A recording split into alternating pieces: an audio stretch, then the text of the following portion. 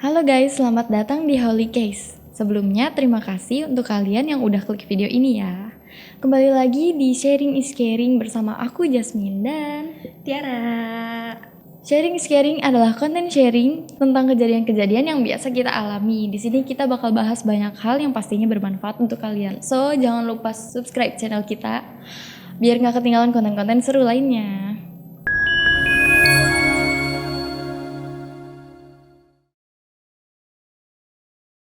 Hari ini kita bakal bahas apa nih Kak?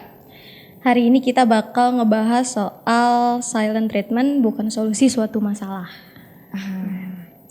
Buat yang belum tahu nih, silent treatment adalah perilaku mendiamkan atau mengabaikan seseorang untuk menghukum orang tersebut.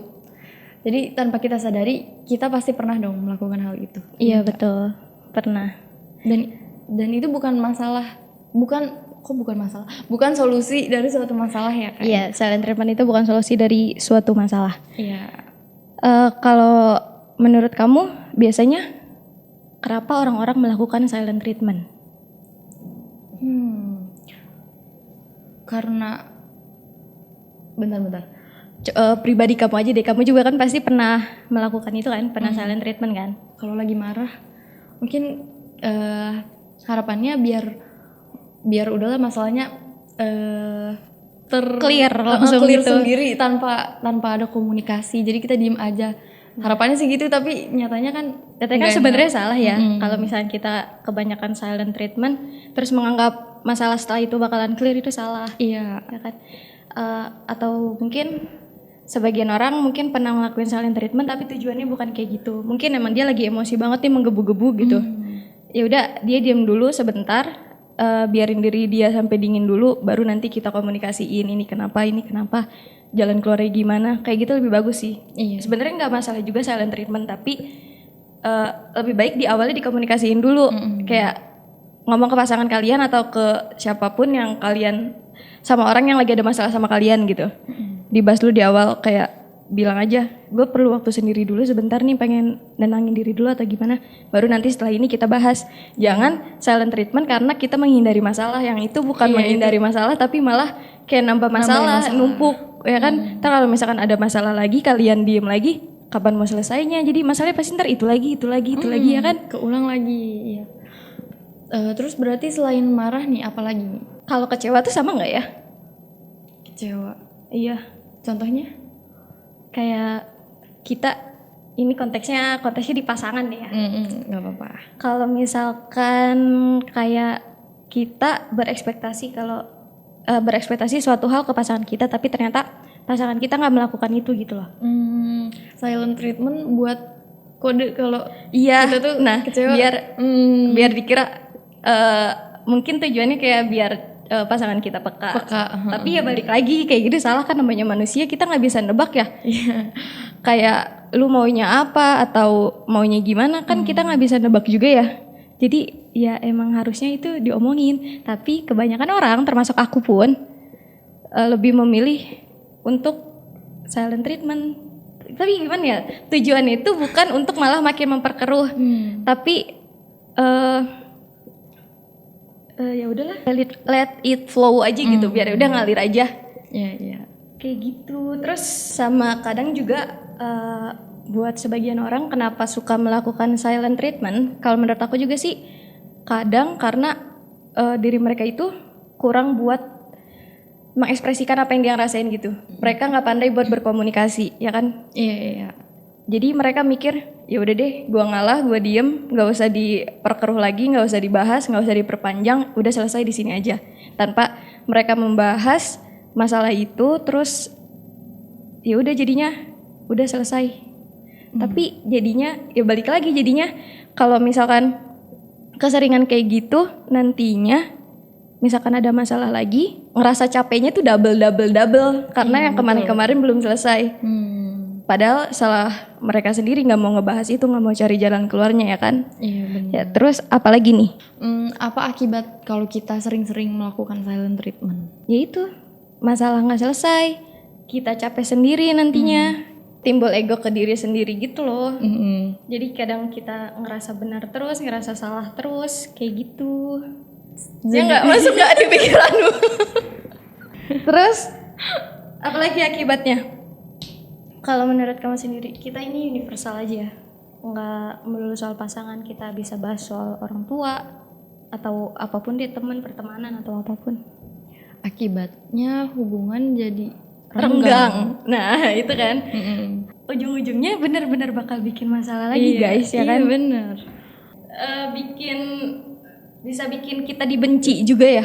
Iya. Ya kan, bisa dibenci. Misalkan kita lagi ada di circle pertemanan, lagi asik-asiknya nih ngobrol, terus tiba-tiba ada hal yang gak ngenakin, omongan gitu masuk ke kalian, tiba-tiba kalian diem, main HP, mojok sendirian, yang lain nimbrung ngobrol, ketawa ketiwi kayak gitu, kalian cuma diem aja cuma gitu, kayak gitu kan gak enak banget ya. Jadi bisa jadi nimbulin kayak, ih ini anak gini banget sih gitu, nggak asik nih diajaknya, jadi kayak gitu. Jadi kalian juga secara nggak langsung dengan sikap kalian yang terus-terusan kayak gitu bakalan bikin orang lain menghindar dari kalian juga, bikin nggak suka sama kalian, ya kan? Iya betul. Selain akibat nih, apa sih penyebab kita melakukan silent treatment itu? Kalau menurut aku penyebab seseorang melakukan silent treatment itu karena mungkin dia ngerasa kalau misalkan dia speak up pun, atau misalkan kayak komunikasi ini masalahnya kenapa, atau mungkin cerita ke teman-teman dia, mungkin dia ngerasa kalau ya udah nggak bakal selesai juga masalahnya, atau mungkin kalau dia harus cerita nggak mungkin juga lu paham gitu loh. Orang kan kadang kalau misalkan enggak benar-benar ngerasain, pasti kan mereka ya udah cuma bisa nilai dari garis besarnya aja ya kan.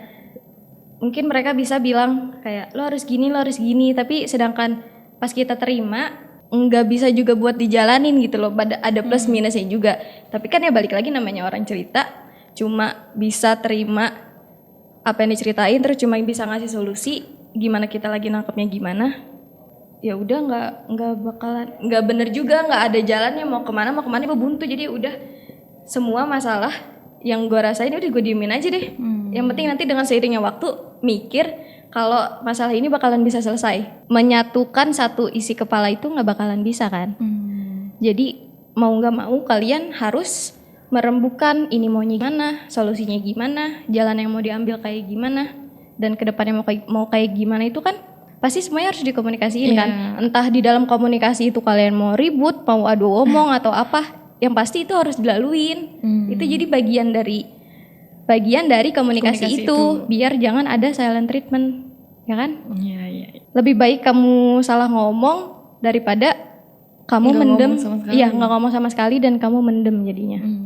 Kayak udah selalu menggapapakan semua hal padahal diri kamu sendiri menggerutu gitu loh. Ya kan? Balik lagi nanti kamu jadi muak, kamu jadi depresi. Parahnya bisa. Tahu kan sekarang kebanyakan manusia itu karena mereka nggak bisa mengekspresikan apa yang dia rasain atau masalah yang lagi dia alamin, kebanyakan orang ngalah terus, padahal sebenarnya dia nggak mau ngalah, jadi dia malah depresi, terus kayak ngebarkot dirinya, ya kan bisa sampai sefatal itu kan, bisa sampai separah itu. Jadi self harm jadinya. Iya, betul. Menyakiti diri sendiri. Iya. Kalau misalkan emang kalian mau silent treatment, balik lagi kayak ya udah kalian ngomong nih ke, misalkan aku sama kamu nih, aku sama kamu lagi ada masalah yang benar-benar gede gitu ya kan. Kalau misalkan emang kamu mau silent treatment, nggak apa-apa, tapi ngomong aja di awal. Kayak sebentar deh, gue perlu waktu buat nenangin diri gue sendiri dulu, biar kepala gue dingin, biar masalahnya gue tahu apa yang mau gue lakuin, apa yang mau kita bahas, apa yang kita mau selesaiin gitu. Jangan tiba-tiba ada masalah gede langsung pergi, balik-balik ya udah ngerasa masalahnya nggak ada masalah, merasa udah clear semuanya. Jangan, soalnya kalau misalkan terus-terusan kayak gitu, pertama bisa nimbulin depresi, terus komunikasi kalian juga jadi jelek, Hubungan jadi renggang. iya hubungan bisa jadi renggang, terus pasangan kita juga bisa ngerasa bosen, terus masalah itu juga bisa jadinya keulang-ulang lagi. Kalau cara mengatasi biar kita nggak silent treatment itu gimana? Cara mengatasinya berarti buat orang-orang yang suka silent treatment, kalian harus berani buat komunikasi, harus berani ngeluapin apapun perdebatan yang bakal kalian lalui nanti, itu harus dihadepin, daripada kalian menganggap masalah itu langsung selesai padahal di hati kalian itu belum selesai gitu loh. Jadi sebaiknya kalau kita punya masalah, itu dikomunikasikan dengan benar. Iya, karena kunci dari segala masalah adalah komunikasi. Iya, betul. Kan? Kalau Karena alih-alih mengatasi masalah, justru malah malah menambah memperburuk. masalah, ya kan? Iya. Kalau emang kalian mau silent treatment dan selalu menganggap masalah ini nggak perlu dibahas, selalu clear, ya udah. Kalau kalian bisa menahan kegondokan sendiri di hati kalian, ya silahkan dilakukan. Tapi lebih baik menurut aku sih, kalau emang kalian mau silent treatment nggak apa-apa, cuma dikomunikasiin di awal, kayak gitu. Iya, oke. Oke, segini dulu episode sharing kita hari ini. Semoga bermanfaat untuk kalian yang udah nonton sampai habis ya. Jangan lupa Komen, like, subscribe, and share. Oke guys, sampai ketemu lagi di episode selanjutnya. Bye-bye.